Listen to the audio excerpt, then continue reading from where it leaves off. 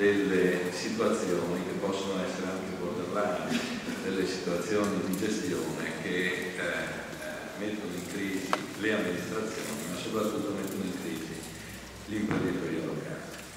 La Presidente Zaccagliotto prima ha ricordato le gravi situazioni di difficoltà che l'imprenditoria locale attraversa, in gran parte anche per l'obbligo che è imposto dalla legislazione del rispetto del patto di stabilità. Noi, come voi sapete, siamo sostanzialmente impediti a pagare i nostri fornitori a decorrere da un certo mese dell'anno, poi se vogliamo rispettare il patto di stabilità, per poi riaprire il rubinetto il 2 gennaio e pagare tutto il possibile, anzi l'arretrato dovevamo pagare, e rimanere di nuovo a secco nelle possibilità di pagamento. Ecco, di fronte a questo lo Stato con la legge di stabilità del 2012, come ha giustamente ricordato il procuratore regionale, ha imposto delle pesanti sanzioni agli amministratori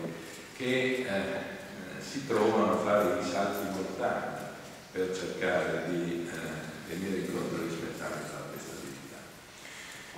Come appendice poi gli ha anche tolto la tesoreria per non dargli la possibilità neanche di manovrare i soldi. Ecco, il procuratore regionale ha giustamente invocato un intervento del legislatore su un argomento delicato e importante, qual è quello della giurisdizione sulle società pubbliche, eccetera. A questo io mi associo con grande entusiasmo. Vorrei che il legislatore chiarisse una volta per tutte questo argomento e che chiarisse che non solo le società pubbliche partecipate dal pubblico, ma tutti i soggetti che manovrano denaro pubblico anche sotto forme diverse di tipo privatistico fossero soggetti al controllo della magistratura contabile. Io dico, il legislatore deve anche preoccuparsi di fare chiarezza e di dare delle direttive certe sulla gestione della finanza pubblica, in generale soprattutto della finanza degli enti locali.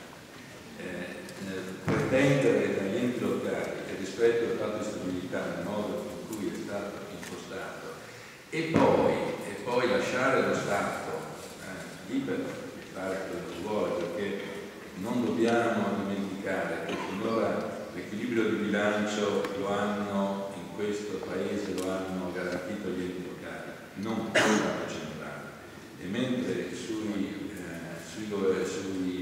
gestori degli enti locali, sugli amministratori degli enti locali vengono imposte pesanti sanzioni in caso di non rispetto, sul governo nessuna sanzione è stata posta. Se il governo non rispetta il patto di stabilità, mi chiedo quali sanzioni.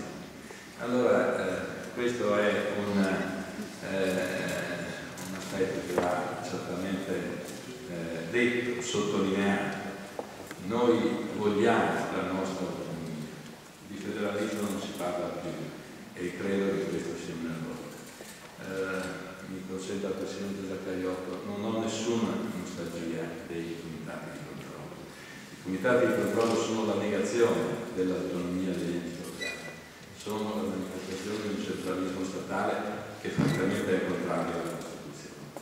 E io credo che invece la vera politica, i comitati di controllo, sia dare responsabilità agli enti locali, ma a questa responsabilità vanno anche accompagnate quelle attenzioni, quelle risorse che lo Stato deve rifornire agli enti locali. Detto questo, e non vorrei dilungarmi solo su aspetti negativi di quello che riguarda la nostra gestione dell'amministrazione pubblica locale, voglio concludere sottolineando un altro aspetto che riguarda più strettamente la Corte.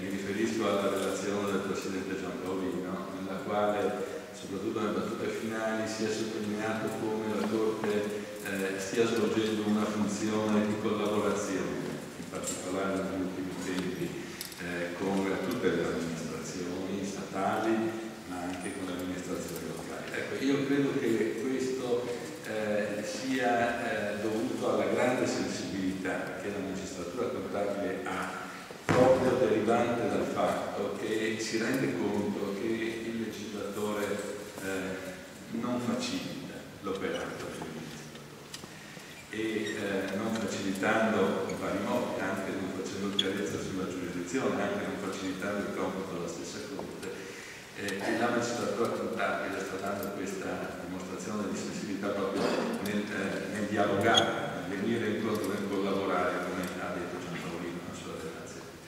Ecco, io credo che questo sia un ulteriore merito che va scritto alla vostra funzione, del quale tutti noi vi siamo grati e per il quale vi auguriamo un buon lavoro proficuo 2012.